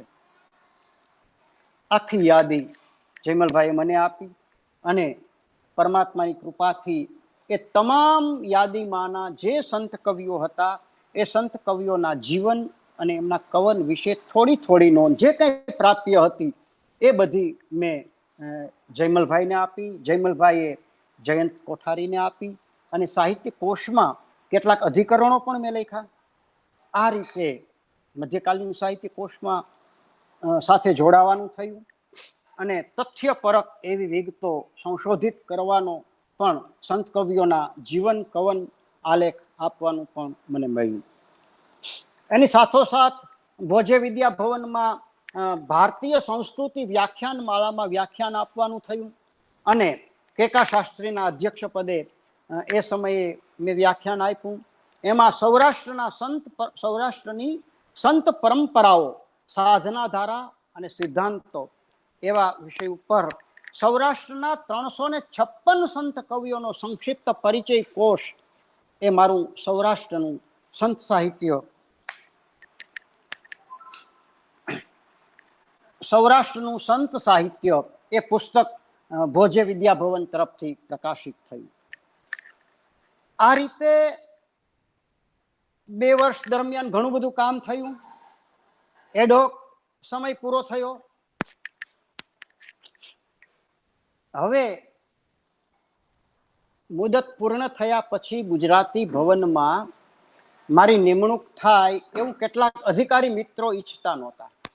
અને યુનિવર્સિટીના છીછડા વાતાવરણમાં, એના રાજકારણમાં મારા સ્વમાનશીલ વ્યક્તિત્વને હું ફિટ કરી શકું એમ નહોતો. યુનિવર્સિટી દ્વારા આ સમય દરમિયાન મને પીએચડીના પરીક્ષક તરીકે રેફરી પણ બનાવાયો. પણ જે જગ્યા ઉપર મેં 2 વર્ષ સુધી કામ કરેલું એ જગ્યાનો ઇન્ટરવ્યુ કોલ પણ ન મળે એ માટે પ્રયાસ થયો. છેક 1990 થી શરૂ કરીને 96 સુધી 6 વર્ષ સુધી આ સતત યંત્રણા શરૂ રહી. એટલે 90માં હું છૂટો થયો યુનિવર્સિટીમાં અને તરત જ મેં મનમાં સંકલ્પ કર્યો કે હવે નોકરી કરવી નથી. આશ્રમી જીવન શરૂ કર્યું ઘોઘાવદરમાં જ, આનંદ આશ્રમમાં, અને મારા પિતાજીના મામૂલી પેન્શન. હું રેડિયો અને દૂરદર્શનનો બી હાઈ ગ્રેડનો કલાકાર હતો, એટલે મારે જીવન નિર્વાહ માટે કોઈ સામે હાથ લાંબો કરવો પડે એમ નહોતું. મને ખબર હતી કે કદાચ મારા 2 સંતાનો, મારા માતા પિતા, મારી પત્ની, અમે બધા જીવીએ તો આ રેડિયો અને દૂરદર્શન પછી કોઈ સામયિકોનો થોડોક પુરસ્કાર મળે, કેટલાક એ સમયે જનસત્તા લોકસત્તામાં મારી કોલમ આવતી, તો આ થોડો પુરસ્કાર મળશે ને આપણે જીવન જીવી લેશું. પણ ક્યારેય લાંબો હાથ કરવો નથી, કલાકાર તરીકે જાહેર કાર્યક્રમમાં જવું નથી, ભજન ગાવાનો 1 પૈસો લેવો નથી. ભજની કલાકાર તરીકે હું જઈ શકું ડાયરાઓમાં તો મને મળે, પણ એ નહોતું કરવું. માત્ર શબ્દની સાધના. શબ્દ કહાં સે ઉઠત હે કહાં જાત સમાય, હાથ પાઉં વાકો નહીં ઉસે कैसे પકડ્યો જાય. શબ્દ નાભી સે ઉઠત હે શૂન્ય में जात समाय, हाथ पांव वाको नहीं उसे सुरता से पकड़ो જાય. આવી સુરતા લઈને કામ કરવું તું. એટલે બેસી ગયો આશ્રમમાં. 2 રખડતી ભટકતી ગાયો બાંધી. એ સમયે લગભગ 10,000 પુસ્તકો તો હતા જ. આજે 18,000 પુસ્તકો છે ગ્રંથાલયમાં, આ તમે જુઓ છો. તો અહીંયા બેસી ગયા અને મને અકાદમીની ફેલોશિપ મળી. 1992માં ગુજરાત સાહિત્ય અકાદમીની સંશોધન ફેલોશિપ મળી. એ ફેલોશિપમાં મેં કામ કર્યું અને બીજમાર્ગી ગુપ્ત પાઠ ઉપાસના એવું આંતરરાષ્ટ્રીય ખ્યાતિ ધરાવતું પુસ્તક તૈયાર થયું. અકાદમીને મેં 93માં સોંપ્યું. 3 વર્ષ પછી 96માં એનું પ્રકાશન થયું. એની 23 વર્ષે સંશોધિત સંવર્ધિત આવૃત્તિ હમણાં જ આ ગઈ ગુરુ પૂર્ણિમાને દિવસે ગુજરાત સાહિત્ય અકાદમી દ્વારા સંવર્ધિત આવૃત્તિ પ્રકાશિત થઈ છે. આમ બીજમાર્ગી ગુપ્ત પાઠ ઉપાસના ગ્રંથે અને ભજન મીમાંસા પુસ્તકે મને સાહિત્યના સંશોધનના ક્ષેત્રમાં બહુ મોટી ખ્યાતિ આપી. એના પછી મને 1993માં 2 વર્ષ માટે ગુજરાતમાં અને ગુજરાતી ભાષામાં પહેલીવાર એવી પીએચડી પ્રાપ્ત સંશોધકોને જ મળતી રાષ્ટ્રીય કક્ષાની ડોક્ટર હોમી ભાભા ફેલોશિપ મળી. આ ફેલોશિપનો નિયમ એવો છે કે 40 વર્ષથી નીચેની ઉંમર હોય, પીએચડી થયા હોય અને 2 વર્ષ સુધી સતત પૂર્ણ સમયના ક્ષેત્ર કાર્ય કરી શકે એને મળે. હવે એ સમયે તો મારે માટે અદ્ભુત વસ્તુ આ હતી. ગુજરાતમાં અને ગુજરાતી ભાષામાં પહેલીવાર આ ફેલોશિપ મળતી હતી. મુંબઈના ટાટા હાઉસમાં ઇન્ટરવ્યુ ગોઠવાયો. મેં પ્રોજેક્ટ રજૂ કરેલો કંઠસ્થ પરંપરામાં વયોવૃદ્ધ ભજનીકોના કંઠે સચવાયેલા સૌરાષ્ટ્રના સંત સાહિત્ય અને ભજનવાણીનું ક્ષેત્ર કાર્ય અને ધ્વનિ મુદ્રણ. મુંબઈના ટાટા હાઉસમાં નરીમાન પોઈન્ટ ઉપર ઇન્ટરવ્યુ ગોઠવાયો. 4 યુનિવર્સિટીના કુલપતિઓ એના રેફરી તરીકે અને ખુદ JRD તાતા પોતે હતા. એમાં સૌરાષ્ટ્ર યુનિવર્સિટીના તત્કાલીન કુલપતિ સિતાંશુભાઈ પણ હતા, સુરેશ દલાલ હતા, હરીન્દ્ર દવે હતા, અને મુંબઈ યુનિવર્સિટીના એક મરાઠી બેન હતા રેફરી તરીકે. મારો ઇન્ટરવ્યુ લેવાયો, પૂછવામાં આવ્યું કેવી રીતે, શું કામ કરશો, કેમ કરશો. મેં બધી વાત કરી અને ત્યારે મને ફેલોશિપ અપાઈ છે ત્યારે મેં કહ્યું કે મને જો ફેલોશિપની રકમનો થોડોક એડવાન્સ રકમ મળે તો હું એક મોટરસાયકલ ખરીદી શકું અને ગામડાઓમાં ફરી શકું. મારે તો ગામડાઓમાં ફિલ્ડ વર્ક કરવાનું છે. અને એ સમયે મારી ફેલોશિપ મંજૂર કરવામાં આવી અને રાજકોટની અંદર પહેલા 4 હીરો સ્પ્લેન્ડર મોટરસાયકલ ત્યારે નીકળેલું, એમાં પ્રથમ 4 નંગ આવેલા રાજકોટમાં, એનું એક મોટરસાયકલ મેં ખરીદ કર્યું. ફેલોશિપની રકમ મને મળી. પણ ત્યારે ફેલોશિપ મને મળી અને જ્યારે કહેવામાં આવ્યું કે ભાઈ તમારી ફેલોશિપ પાસ કરીએ છીએ, ત્યારે મેં સિતાંશુભાઈને બધાની હાજરીમાં, હરીન્દ્રભાઈ હતા, સુરેશ દલાલ હતા, JRD પોતે હતા, અને મેં ત્યારે એમને કહ્યું કે સાહેબ આપનો ખૂબ ખૂબ આભાર. આપે મને સૌરાષ્ટ્ર યુનિવર્સિટીમાં 20 રૂપિયાના રોજમદાર તરીકે નોકરી ન આપીને એ બદલ. જો મને 20 રૂપિયાના રોજમદારની નોકરી આપી હોત ને તો મને આ ફેલોશિપ ન મળત. એ વખતે મને મકરંદભાઈના એક પત્રના શબ્દો યાદ આવતા હતા. 10 ઓગસ્ટ 1993 મકરંદભાઈએ મને એક પત્ર લખેલો અને એમાં લખેલું, મારો મરમ જાણે મકરંદા, જે મકરંદભાઈ અને મારી સાથેનો પત્ર વ્યવહાર છે, પુસ્તક છે, એ પુસ્તકના 107મા પાના ઉપર 97મો પત્ર છે અને એમાં મકરંદભાઈએ લખ્યું છે, તું તો અલખ નિરંજન છો,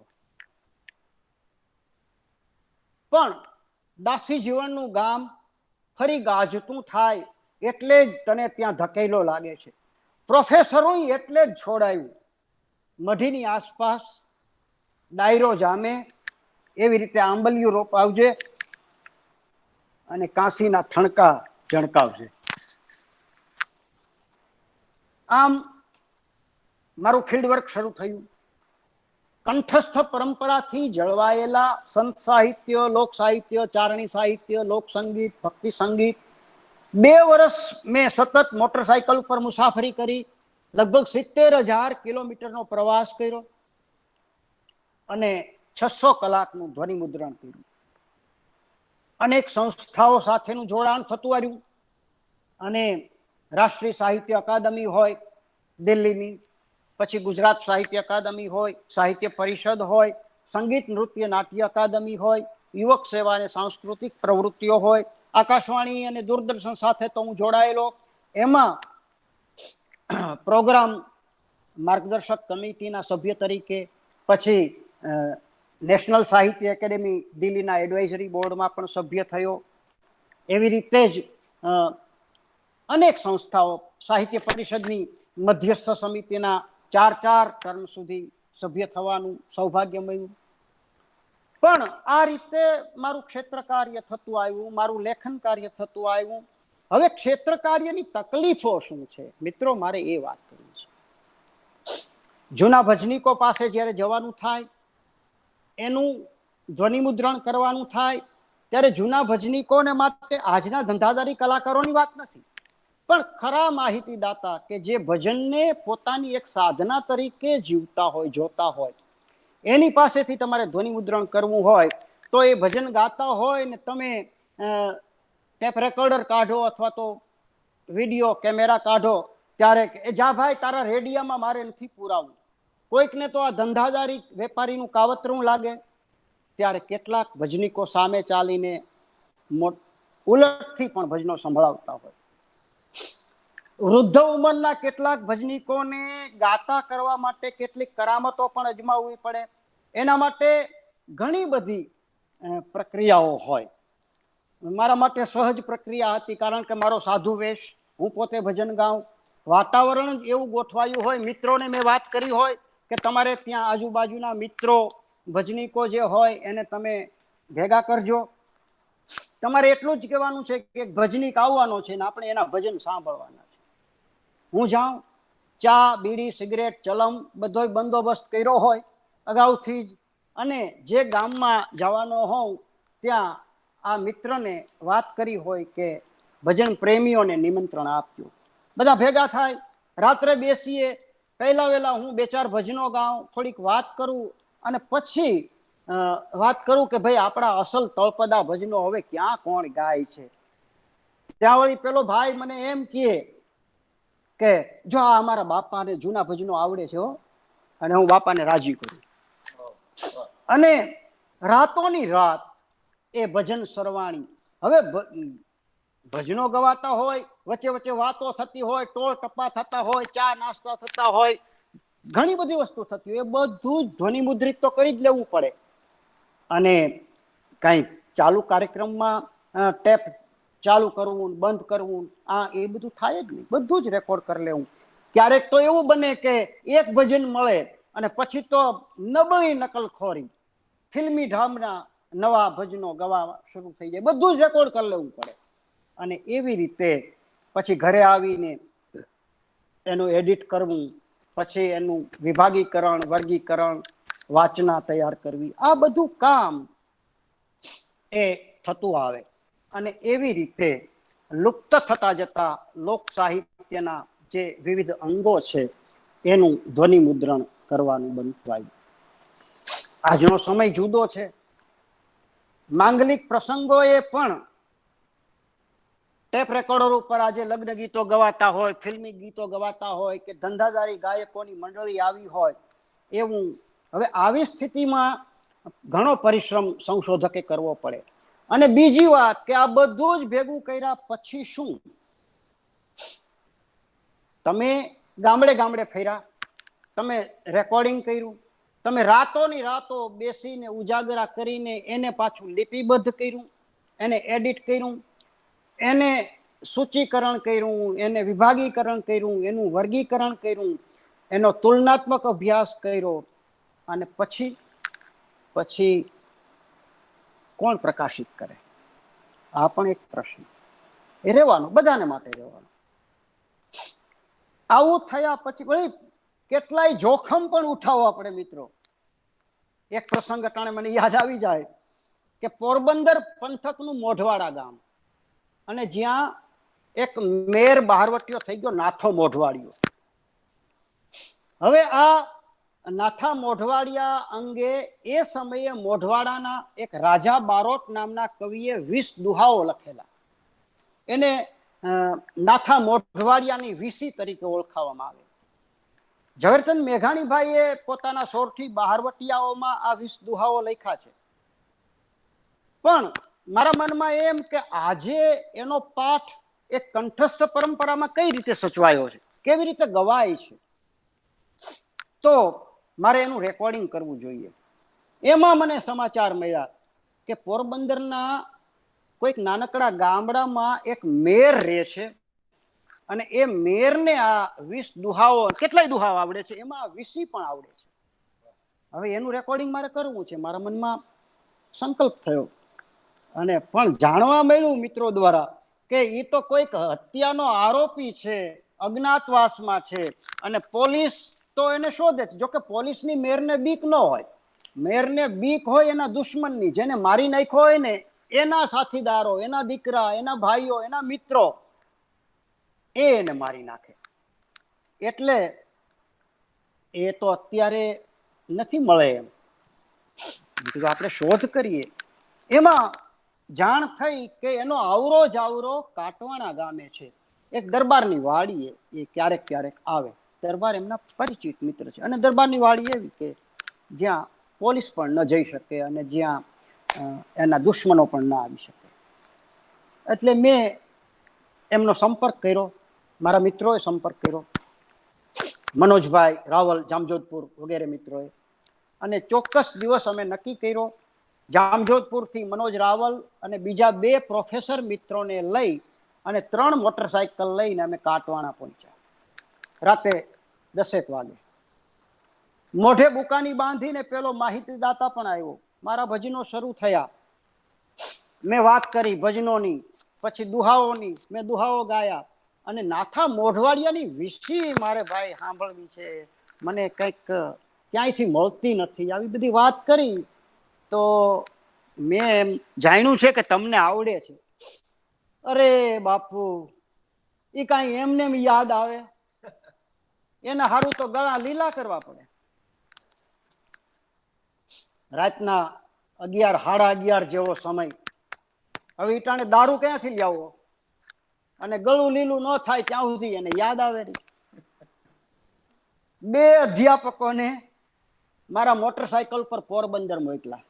પોરબંદર ત્યાંથી 20-25 કિલોમીટર, 25 કિલોમીટર. રાતે 11:30 વાગે ગયા, 25 કિલોમીટરની યાત્રા કરીને પોરબંદરમાં. હવે જોગાનું જોગ પોરબંદરમાં ત્યારે પોલીસનું કોમ્બિંગ હાલે, એટલે જે જગ્યાએથી શરાબ મળવો જોઈએ ત્યાં મળ્યો નહીં, બધું જ બંધ. પાછા આવ્યા ખાલી હાથે. પેલો મેર કે બરડા ડુંગરમાં એક જગ્યાએ વાડીએથી મને માલ મળે, પણ એ સારું તો મારે જવું પડે, બીજા કોઈ જાય તો દે નહીં. હવે શું કરવું? એટલે ફરી એક અધ્યાપકને મારું મોટરસાયકલ આપ્યું અને કીધું આને પાછળ બેહાડો અને તમે જાઓ, મોઢે બુક્કાની બાંધીને.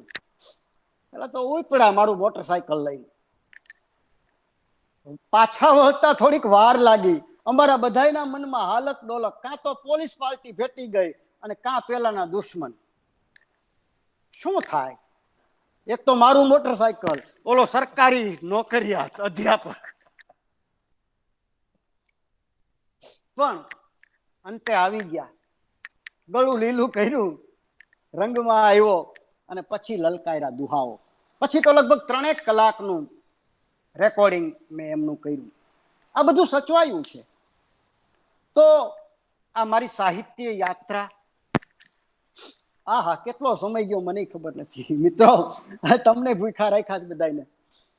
પણ સાહિત્ય સંશોધન દરમિયાન મને સૌથી વિશેષ જો હૂંફ મળી હોય, પ્રેરણા મળી હોય, આશીર્વાદ મળ્યા હોય, માર્ગદર્શન મળ્યું હોય, તો મકરંદભાઈ, જયમલભાઈ, હરિવલ્લભ ભાયાણી સાહેબ, જયંત કોઠારી, મનુભાઈ પંચોળી દર્શક, મારા ગાઈડ નાથજીભાઈ ભટ્ટી, કેટલા કેકા શાસ્ત્રી હોય, હસુભાઈ યાજ્ઞિક હોય, રમણલાલ જોશી હોય, કનુભાઈ જાની હોય, તેરૈયા સાહેબ હોય, નરોત્તમ પલાણ હોય, રાજેન્દ્રસિંહજી રાયજાદા હોય, મોહનપુરી ગોસ્વામી હોય, પુંજાલાલ બળવા સાહેબ હોય, અને આચાર્ય વિજય સૂર્યોદય સુરી મહારાજ સાહેબ, વિજય પ્રદ્યુમ્ન સુરીજી મહારાજ સાહેબ, વિજય શીલચંદ્ર સુરીજી મહારાજ સાહેબ, મોરારી બાપુ, માધવપ્રિય સ્વામી, લાલ બાપુ હાથીજણ, જાનકીદાસ બાપુ, ભજની કેવા હેમંત ચૌહાણ, કેટલા મિત્રો, મનોજ રાવલ, નાથાલાલ ગોહિલ, રમેશ મહેતા, રવજી રોકડ, એ બેને તો મારા વિદ્યાર્થીઓ. તો આ બધાને હું ક્યારેય ભૂલી શકું નહીં. મારા કપરા દિવસોમાં એમણે મને ખૂબ મદદગાર થયા છે, આપ્યું છે. હવે થોડીક વાત રિસર્ચ મેથડની પણ કરી લઉં, જે રીતે રમણભાઈ આપને કહેતા હતા. પહેલા તો વિષય પસંદગી તમારે જ્યારે કરવી હોય ત્યારે પ્રાચીન, મધ્યકાલીન કે અર્વાચીન, તમને શેમાં રસ છે? ભલે ગુજરાતી સાહિત્યનો જ વિષય હોય, પણ એમાં પણ તમારે ગુજરાતી સાહિત્યની કઈ ધારામાં તમને રસ છે?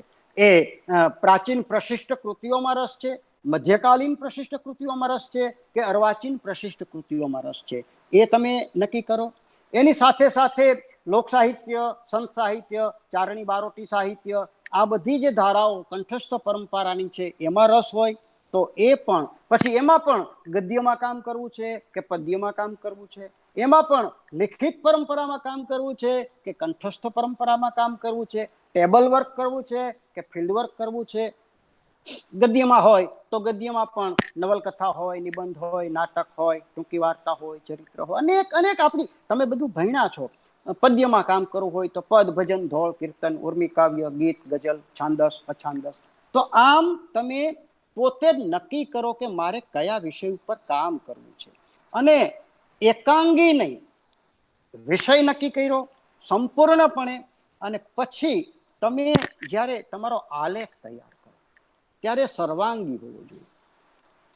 આજ સુધીમાં વિશ્વમાં ભલે આપણને અંગ્રેજી ન આવડતું હોય, સંસ્કૃત ન આવડતું હોય, પણ એમાંથી હિન્દીમાં કે ગુજરાતીમાં અનેક અનુવાદો થયા છે. તો વિશ્વમાં પણ, અને હવે તો આ ગૂગલ દ્વારા તમે અંગ્રેજીમાં કે જર્મનીમાં કે ફ્રેન્ચમાં કે જાપાની ભાષામાં લખાયેલું સાહિત્ય પણ અંગ્રેજી કે અંગ્રેજીનું હિન્દી કરી શકો છો. ભલે આપણું તૂટું ફૂટું પણ આપણે સમજી તો શકીએ. તો વિશ્વભરની યુનિવર્સિટીઓમાં તમે જે વિષય પસંદ કરેલો છે એનું રિસર્ચ કાર્ય આજ સુધીમાં કેટલું થયું છે, કેવી રીતે થયું છે, એની જાણકારી મેળવવી. એની સાથે સાથે ભારતની જુદી જુદી યુનિવર્સિટીઓમાં કેટલું કામ થયું છે, પછી આપણા ગુજરાતની યુનિવર્સિટીઓમાં કેટલું કામ થયું છે, અને એમાં હું નવું શું કરી શકવાનો છું, આ વસ્તુ. તો આ રીતે જ્યારે સંશોધનનું કામ આગળ વધે, પછી દરેક અંગ હોય ને એના સંપાદનની, સંશોધનની પણ પ્રવિધિઓ જુદી જુદી હોય. હવે લોકગીતનો સંપાદક હોય ને એનો, અને લોકવાર્તાનો સંપાદક કે લોકનાટ્યનો સંપાદક, તો એની કાર્યશૈલી અને અભ્યાસ પદ્ધતિ હંમેશા જુદી હોવાની. લોકસંગીતનો કે લોકગીતનો સંશોધક હોય એની પાસે લોકસંગીતની જાણકારી જોવી જ જોઈએ.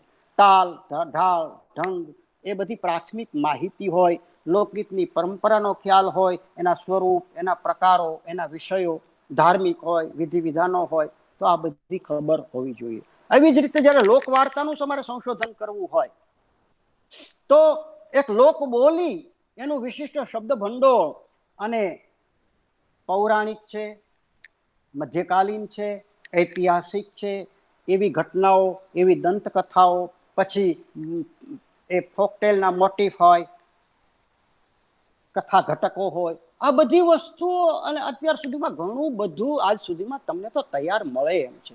મિત્રો, ત્યારે તો અમે જ્યારે કામ કરતા ત્યારે પુસ્તકો નહોતા એટલા. પછી અન્ય સ્થળે થયેલું કામ હોય એની કોઈને ખબર જ ન. રાજકોટ યુનિવર્સિટીમાં હું કામ કરતો હોઉં અને ત્યારે ભાવનગર યુનિવર્સિટીમાં કોઈ કે સંશોધન કર્યું હોય મને ખબર જ ન પડે. દક્ષિણ ગુજરાત યુનિવર્સિટીમાં કોઈએ કામ કર્યું હોય ખબર જ ન હોય. કોઈની માહિતી જ ન મળે. ત્યારે સૂચિકરણ તો હતું નહીં. તો આજે તો તમને બધું સરળ રીતે, સહજ રીતે પ્રાપ્ય છે. તો આ કામ, આ નાનકડી એવી મારી શોધ યાત્રા 45 વર્ષની, એનો તમને થોડો પરિચય કરાયો. હવે તમારા કોઈ પ્રશ્નો હોય તો એ પ્રશ્નો આપણે લઈએ. જો કે સમય ઘણો ગયો છે, તમે સૌ ભૂખ્યા થયા હશો. હું તો નાસ્તો કરીને બેઠો છું અને મસ્ત મને કઈ એવી પણ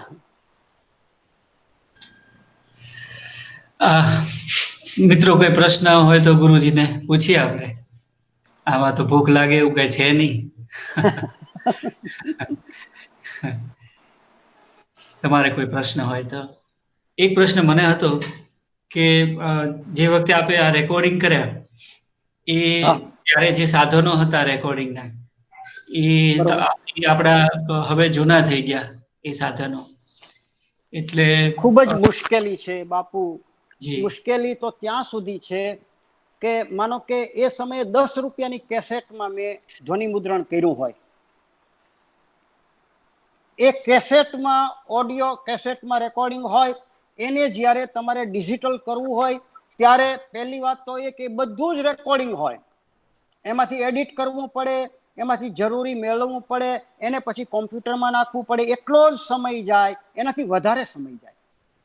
એ 60 મિનિટની કેસેટને તમારે ડિજિટલ કરવી હોય તો 1.5 થી 2 કલાક તમારે એમાં ગાળવા પડે, એને એડિટ કરવું, પછી એની નોંધ કરવી પડે કોમ્પ્યુટરમાં. આ બધું. અને બીજું કે આજે ટેપ રેકોર્ડર મળતા નથી. મેં જે વિડીયો કેમેરામાં કામ કરેલું એ વિડીયો કેમેરા મળતા નથી. આજે મારી પાસે 50 થી વધારે મિની વિડીયો કેસેટ છે કે જેનો કેમેરા બંધ છે અને એ સામગ્રી એમને એમ પડી છે. આજે નવો કેમેરા તો મળતો નથી, પણ એ કેમેરા રિપેર થઈ શકે એમ નથી. એટલે એ સામગ્રી એમને એમ પડી છે, એને હું કાંઈ કરી શકું. પણ મને એક વસ્તુનો ભરોસો છે કે કાળ દેવતાને જેટલું સાચવવું હોય એટલું જ સચવાય છે. એનાથી વધારે કશું જ સચવાતું નથી. કદાચ આપણે ગમે એટલું ભેગું કરીએ. અને તમે આપણી ગુજરાતી સાહિત્યની તો એક પ્રકાંડ, એક વિદ્વાનોની આખી સુદીર્ઘ પરંપરા, કેટલા સંશોધકો થયા, એને કેટલું કામ કર્યું, હસ્તપ્રતોથી માંડીને લિખિત પુસ્તકોમાં, પ્રકાશિતમાં. પણ આજે આપણા નજર સામે કેટલા છે આપણને નથી યાદ, આપણી પાસે જાણવા પણ નથી. એવા કેટલાય કામ વિલીન થઈ ગયા છે કાળની ગર્તામાં. તો હું એટલું જ માનું કે જે હના ભાગ્યમાં જે સમયે જે લખ્યું, તે હને તે સમયે તે જ પહોંચે. ગુરુજી, ઓલું ભજન સાંભળી લઈએ, પછી આરતીબેનને કહું કે આભાર માને અમારા બધા વતી. કયું ભજન સાંભળવું? સદગુરુએ મને ચોરી શીખવી. આમ તો ચોરી કરવી ને એ હલકી કક્ષાનું કામ ગણાય, પણ જ્યારે સદગુરુ ચોરી શીખવાડે. હું મકરંદભાઈને ત્યાં જતો ને તો ઘણી વાર કુંદરિકાબેન છે, હું આમ રેકોર્ડિંગ કરતો હોઉં ને તો એને ન અનુકૂળ આવે, અને નીરુ કઈ રેકોર્ડ કરતો નહીં એમ મને કે, પણ મકરંદભાઈ એમ કે કરજે તારે. અને એ રીતે મકરંદભાઈની વાતો ને આ તેને, અને ત્યારે હું કહું ગાઉં કે સદગુરુએ મને ચોરી શીખવાડી, જ્ઞાન ગણેશયો ઘડાયો રે. સદગુરુએ મને ચોરી શીખવાડી, પવન રૂપી રે મેં તો ઘોડો પલાયનો, અને ઉલટ ચાલ ચલાયો રે.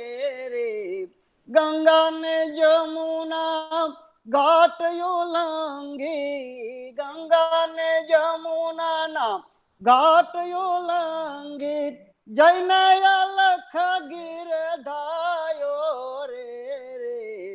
સદગુરુએ મને ચોરી શીખવાડી, દમણ ધમુકે નિયાવી જો ચમુકે, અને અનહદ નોબત બાજે રે.